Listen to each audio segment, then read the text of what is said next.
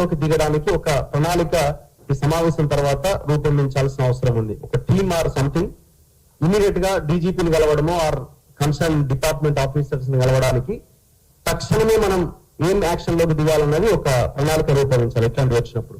So ఆ నిర్ణయం మనం తీసుకోవాల్సిన అవసరం ఉంది. సో ఈ ట్రోల్స్ విషయానికి వస్తే కొన్ని సార్లు ఇవన్నీ సర్వసాధారణమే అని వదిలేయాల్సిన పరిస్థితే మాలాంటి వాళ్ళకైతే కనబడుతున్నది. ఫర్ ఎగ్జాంపుల్ మేము ఇప్పుడు పవన్ కళ్యాణ్ కోడిచెరువు కబ్జా విషయం మేము బయటకు తీసుకొచ్చినప్పుడు ఆయన బెంగళూరు కోర్టుకు వెళ్ళి ఒక ఆర్డర్ తెచ్చుకున్నాడు. ఇక్కడ లేదట కోర్టు, బెంగళూరు దాకా పోయింది ఆయన. బెంగళూరు పోయి మళ్ళీ మా ఏ ఛానల్ పేరు కూడా ప్రస్తావించకుండా మెటా అనే సంస్థకి నోటీసులు ఇప్పించి సో ఆ సంస్థని పార్టీగా చేసి ఒక ఆర్డర్ తెచ్చుకున్నాడు. ఏమని అంటే ఇక ఈ ఫలానా వీడియోలన్నీ డిలీట్ చేయాలని. ఏముంది ఆ వీడియోలో అంటే ఆయన చేసిన కబ్జా భాగవతం అంతా అందులోకి వచ్చేసింది. మరి చేయాల్సిందేంటి బాధ్యత గల లీడరు? నువ్వు ఈ చెరువు నేను కబ్జా చేయలేదు, నేను డబ్బులు పెట్టుకున్నా, ఇది నా భూమి అని నువ్వు అవసరమైతే గ్రౌండ్ లోకి వెళ్ళి చూపించే ప్రయత్నం చేయాలి. అది చేయకుండా తెలంగాణ వదిలేసిండు, ఆంధ్ర వదిలేసిండు, బెంగళూరు పోయిండు అని నేను ఎట్లాగో బెంగళూరు పోలేం కదా అన్నది ఆయన కావచ్చు. మేము బెంగళూరుకి ఏం పోం, కోడిచెరువు పక్కనే ఉంది, కోడిచెరువులోకి వెళ్తాం మేము. సో నేను బెంగళూరు దాకా వెళ్లాల్సిన అవసరం లేదు. సో మేమేం చేసినాం, కంప్లైంట్స్ ఇచ్చినాము, రేపో మాపో మళ్ళీ దాని మీద పిల్లేయబోతున్నాము. ఈ జనరల్ గా యాక్టివిస్ట్ లో లేకపోతే పార్టీలో చేయాలి, కానీ ఏ పార్టీ ముందుకు రావట్లేదు. అందరూ పవన్ కళ్యాణ్ ని హిట్ మాట్లాడుతున్నారు, ప్రతి ఒక్క అపోజిషన్ పార్టీ, కానీ ఈ చెరువు గురించి మాత్రం మాట్లాడతలేదు. మాట్లాడుతుంది మేము ఈ డిజిటల్ మీడియా సోషల్ మీడియాలో ఉన్న వాళ్ళు మాత్రమే. మాట్లాడుతున్న మా మీద ఇప్పుడు ఏం చేసారు వాళ్ళ మీడియా, ఇప్పుడు కొన్ని వీడియోలు తయారు చేసి జర్నలిస్ట్ రఘు అవుట్, పవన్ కళ్యాణ్ దెబ్బకి మటాష్ అని ట్రోల్స్ చేస్తా ఉన్నారు. మటాష్ అయింది ఎవరు? భయపడి బెంగళూరు కోర్టుకు వెళ్ళి ఆర్డర్ తెచ్చుకున్నది నువ్వు. దాని కింద ఈ సైకో బ్యాచ్ కొంతమంది ఉంటారు, వాళ్ళ మెసేజ్లు, వాళ్ళ ట్రోల్స్. సో ఇవన్నీ సర్వసాధారణం అయిపోయినాయి. దీన్ని నియంత్రించడానికి మనం పూర్తిగా నిషేధించడం అన్నది నేనైతే ఇంపాసిబుల్ అని అనుకుంటున్నా. కానీ దాన్ని నియంత్రించి మరింత పీక్ లోకి వెళ్ళినప్పుడు, ఇప్పుడు అమ్మాయి విప్లవశ్రీ మీద జరిగిన ఆ దాడి, ఆ ఫొటోస్ ఎంత దారుణంగా మార్పింగ్ చేసి పెట్టారన్నది ఆ కాక్రోచ్ జనతా పార్టీలో ఆ మీటింగ్ సంబంధించిన దగ్గర జరిగిన ఆ తీసిన ఫోటోని మార్పింగ్ చేసి ఎంత దారుణంగా ట్రోల్ చేస్తున్నారు. అదెంత ఘోరం అసలు.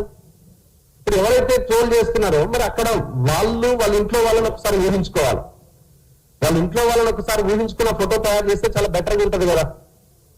మీ ఇంట్లో ఉన్న వాళ్ళని అట్లా అన్నీ కూడా తప్పే, కానీ మరి మీకు కనీసం ఆలోచన రావాలి కదా. ఆలోచన కూడా రాకుండా ఈ రకమైన పరిస్థితి తీసుకొస్తున్నారంటే ఏమనాలి మిమ్మల్ని? ఇది ఎక్కడ స్టార్ట్ అయిందంటే ఈ పొలిటికల్ లీడర్లని హీరోలుగా ఎప్పుడైతే చూస్తున్నారో వాళ్ళు బాధ్యత గల, వాళ్ళకి ఇచ్చిన బాధ్యతను వాళ్ళు నెరవేరుస్తున్నారు. వాళ్ళని ఎప్పుడైతే వీళ్ళు లీడర్లు కాదు, వీళ్ళు రాజకీయ నాయకులు కాదు, వీళ్ళు సేవకులు కాదు, వీళ్ళు హీరోలు అని ఎప్పుడైతే చూస్తున్నారో ఆ సైకోయిజంలోకి వెళ్ళిపోతున్నారు. సో ఇది చాలా ప్రమాదం. ఈ పార్టీలు కూడా అట్లా పెంచి పోషిస్తున్నాయి. జనరల్ గా ఈ ట్రోల్ చేసే బ్యాచ్ ఎవరు? మన మీటింగ్ పెట్టుకోగానే మనల్ని అందరంటారు వీళ్ళంతా లెఫ్టిస్ట్లే బాబు, ఇందులో విరాట్ అలీ ఉన్నాడు, ఇంకో ఆయన ఉన్నాడు, వీళ్ళంతా లెఫ్టిస్టులు అని ఒక స్టాంప్ వేస్తారు. ఇది అయిపోగానే ఆల్రెడీ ట్రోల్ స్టార్ట్ అయిపోతాయి. అసలు లెఫ్ట్ ఏంది, రైట్ ఏంది? మాకు రైట్ సైడ్ లెఫ్ట్ సైడ్ తెలుసు, ఇంకే సైడ్ తెలియదు మాకు, అంటే ఇంకే యాంగిల్ తెలియదు మాకు. సో మనిషి కష్టాల్లో ఉన్నాడు, ప్రభుత్వాలు ఏం చేస్తున్నాయి, ఒక జర్నలిస్ట్ కి అది మాత్రమే ఉంటుంది తప్ప లెఫ్ట్ రైట్ ఏంది? రైట్ వింగ్ లో ఉన్న వాళ్ళ కష్టాలు పడ. రైతు ఒక హనుమాన్ విగ్రహం 3 ముక్కలు చేస్తే మేమే కదా పోయి రిపోర్ట్ చేసింది. 700 ఏళ్ల కింద శివాలయాన్ని కూల్ చేస్తే మేమే కదా వెళ్ళి రిపోర్ట్ చేసింది. మీరేం చేశారు? మీరు ఒక కాంగ్రెస్ లీడరు హనుమాన్ టెంపుల్ ని కూల్ చేసి రియల్ ఎస్టేట్ ఎక్కడ రంజిత్ రెడ్డి కూల్ చేస్తే ఈ దొంగ లీడర్లు అంటే 25 కోట్లు విన్నారు. పొద్దున లేస్తే మళ్ళీ ఇదే మాట్లాడతారు. 25 crores లిటరల్ గా. ఇది నేను చెప్తున్న మాట కాదు, మళ్ళీ వాళ్ళ అంటే అదే ధర్మం కోసం కొట్లాడుతున్న ఇంకొక సంఘం ఏదైతే ఉందో వాళ్ళే వచ్చి ఆరోపణ చేసి నా స్టూడియోలో వీళ్ళు 25 కోట్లు విన్నారన్న జర మాట్లాడని మళ్ళీ మన దగ్గరికి వచ్చారు. అందులో ఫోన్ చేస్తే ఆయన స్వామీజీ మాట్లాడిన అవును నిజమే తిన్నారు, ఆయన 5 కోట్లు తీసుకుని నేను 5 కోట్లు తీసుకుని లైవ్ చెప్పింది. మరి ఎక్కడ పోతున్నది? మీరే గుడి పేరుతోని 25 కోట్లు మింగిన తర్వాత ఏం సమాధానం చెప్తారు? రామానాయుడు స్టూడియో దగ్గర మేము పోయిన ఏ ప్లేస్ కైనా మీరు వచ్చిరా? దాన్ని రాజకీయంగా వాడుకోవడం తప్ప మేము చేస్తున్న. ఇంకొకటి ఏమంటున్నారు, ఫాతిమా కాలేజ్ దగ్గర పోయినా, అరే బాబు పోయింది నేనే, వీడియోలు చేసింది నేనే, అడుగుతున్నది కూడా నేనే.